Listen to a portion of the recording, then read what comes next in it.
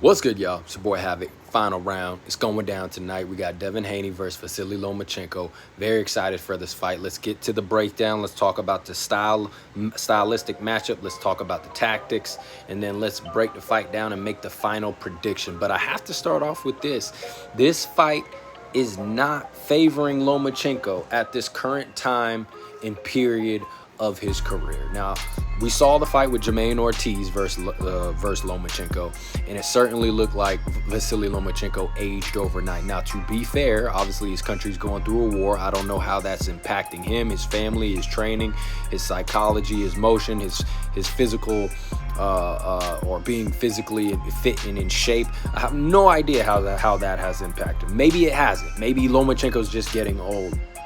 But if it is him just getting old, this matchup against Devin Haney does not favor him well. Now, that being said, if we get top-notch Lomachenko, who's in shape, Matrix version from 2-3 years ago, it's going to pose a lot of issues for Devin Haney. I do not think Devin Haney is a complete fighter by any means, right? But I think for Devin Haney to get exposed, he's going to have to move up in weight class and fight guys roughly around his size and range. Or I definitely see him having a lot of trouble against the tank who has boxing skill, technique, good chin, and lots of power. Definitely see that causing a lot of problems for Haney. Now, luckily for him, Lomachenko, they timed it perfectly, this fight, to make this fight, because Lomachenko looks like he's aged, looks like his footwork is not the same, is not as quick, okay, looks like he's gassing out a little bit. I saw it in Jermaine Ortiz fight in the later end rounds of the fight. Now, got to give credit to Jermaine Ortiz, put in effective body work throughout the fight to slow Lomachenko down. What you saw from Jermaine Ortiz was a great game plan, great strategy, very close to what Teofimo Lopez did. And the blueprint's out, how to beat Lomachenko. Keep him behind your jab if you're long and rangy. Okay, keep your lead hand active, touches to, constantly interrupt his timing and his rhythm. And every time Lomachenko wants to dart in and close the distance, you shoot that right hand.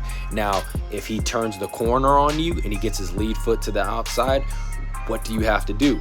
This is something that Teofimo Lopez incorporated in his fight against Lomachenko. Every time Lomachenko would turn the corner on Teofimo Lopez, Lopez would pivot to the inside, replace the positioning of where Lomachenko was before he turned the corner, and then he would throw a right uppercut or he'd throw that right hand. And it was a beautiful game plan and strategy and a beautiful way to negate the footwork of the southpaw footwork of Lomachenko when he would turn the corner.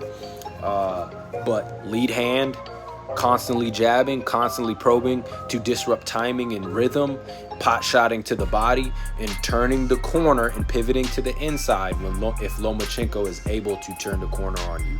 And we saw some shades of that with Jermaine Ortiz. A lot of people made the argument that Jermaine Ortiz actually beat Lomachenko, which I'm not mad at. That's a close fight. I would have to watch it again. But we definitely see Jermaine Ortiz has some great moments in that fight, and I think that he has a very similar style to Devin Haney. I would say Devin Haney's a lot more sharper, a little bit more disciplined with his distance control. But I would say this, Jermaine Ortiz seems to be a little bit more creative in his tactics and his style and strategy than Devin Haney is. But Devin Haney certainly has a lot of holes in his game, certainly has some things that can be exposed. I just don't know at this point in time of Lomachenko's career if he's going to be able to expose the holes in Devin Haney's game.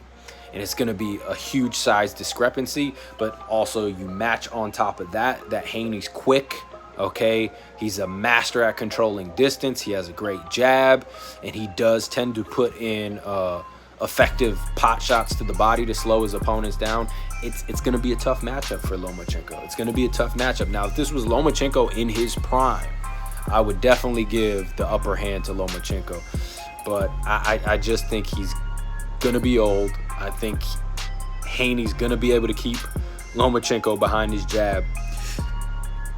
But it's pretty straightforward what Devin Haney needs to do. Control the distance, keep his jab and lead hand, and active. When Lomachenko wants to dart in, shoot the right hand. If Lomachenko gets his lead foot on the outside, pivot to the inside, replace the positioning of Lomachenko, and shoot your right uppercut. That could be a huge weapon for Devin Haney. Now, I'd say for Lomachenko is going to have to press the action. I mean, I think there's two different approaches he can take this fight, but I believe the most effective way that he can win or put himself in the best position to win is press early.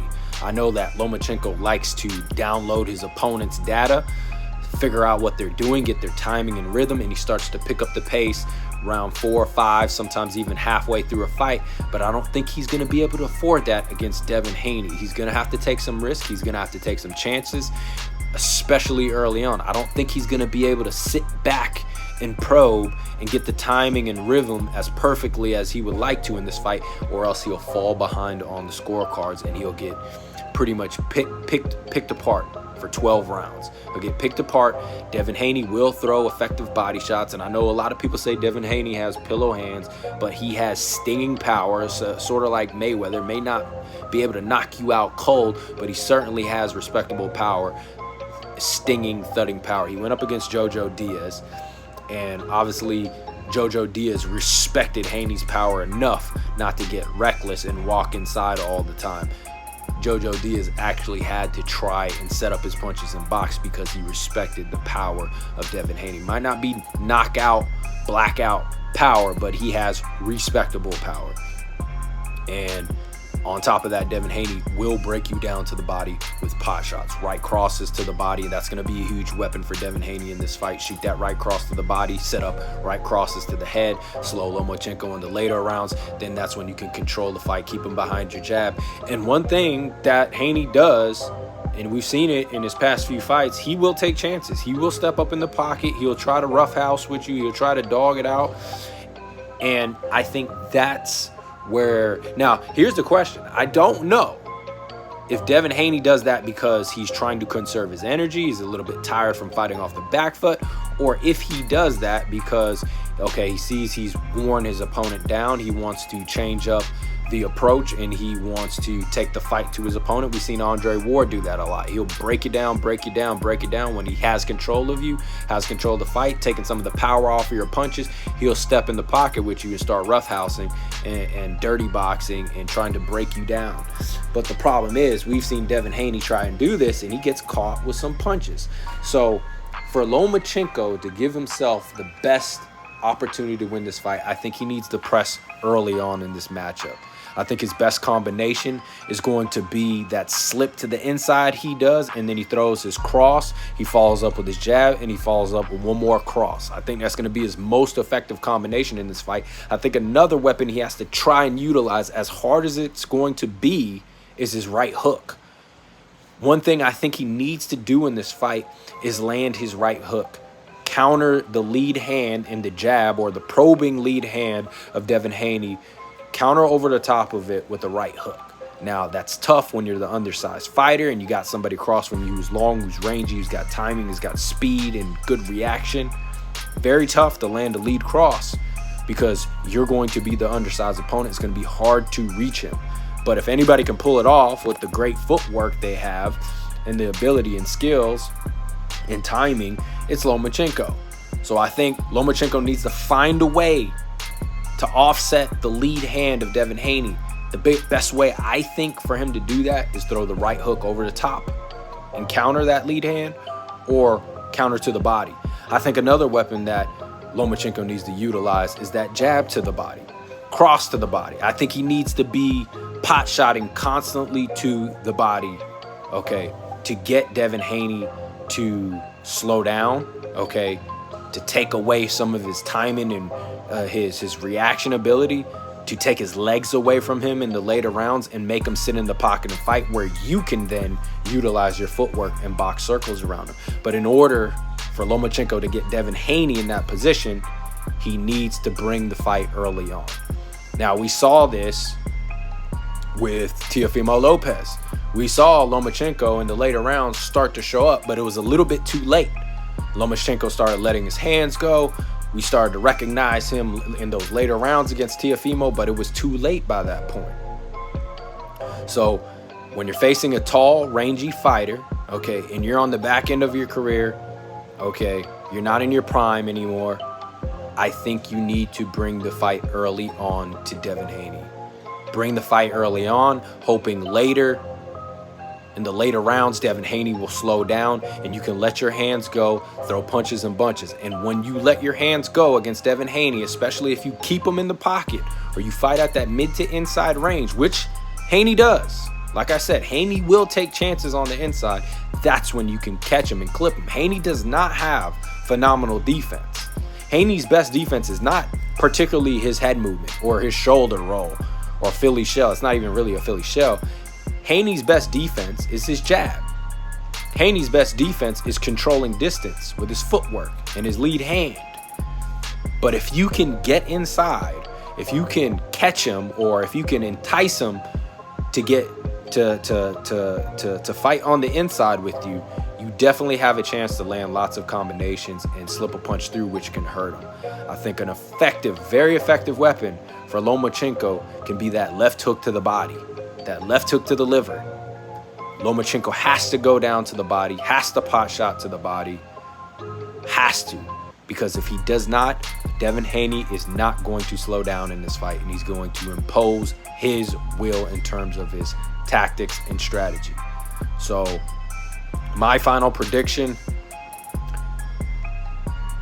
I am very tempted to choose Lomachenko. I do think Lomachenko in his prime beats Devin Haney. I think prime Lomachenko beats Tank. I think prime Lomachenko beats Haney, Ryan Garcia, Teofimo Lopez, if he comes with a better game plan and strategy, or if he pushes in the early rounds. But we are not getting prime Lomachenko, and I think this is a very tough matchup. I think there's a couple of blueprints out there already in order how to beat Lomachenko, and there hasn't been particularly a great blueprint to beat Devin Haney. Now, I think it's going to be a great fight. I think you're going to see Lomachenko have some phenomenal moments, but I think overall the age is going to catch up to Lomachenko, and you know, you have a young prime fighter like Devin Haney who's very disciplined, okay? He's good at controlling distance, and he's good at timing his punches as the opponents his undersized opponents come inside. I think that Devin Haney is going to win on the scorecards. It's going to go all 12 rounds. But I would not be shocked if Lomachenko finds a way to win. I would not be shocked. Once again, I think very highly of Lomachenko. I think he's a great fighter. I think he's phenomenal. I just think it's a little bit too late. So, Devin Haney, 12-round decision. I think it'll be a close fight. I think it'll be a close fight on points. I don't think Devin Haney's going to wipe or mop the floor with Lomachenko. I don't think it's going to look like the Kambosos fight, but I think age will be a huge factor in this matchup. And let's not forget, Devin Haney's still undefeated, and that goes a long way, man. And he's undisputed, and I think that plays a huge role in him not refusing to lose. You know, that means something, being the champ, wanting to defend your titles, wanting to defend your belts. So I got Devin Haney in 12 rounds, but I think that Lomachenko does have a chance. I would not be shocked if he won, and I would not be shocked if he lands lots of combinations against Devin Haney in this matchup and shows some of the holes in Haney's game. But I think the guy to beat Devin Haney is going to be Tank or somebody in a higher weight class with roughly the same range and more power than him.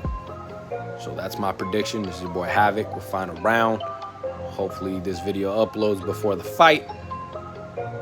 So enjoy tonight, you guys. Peace.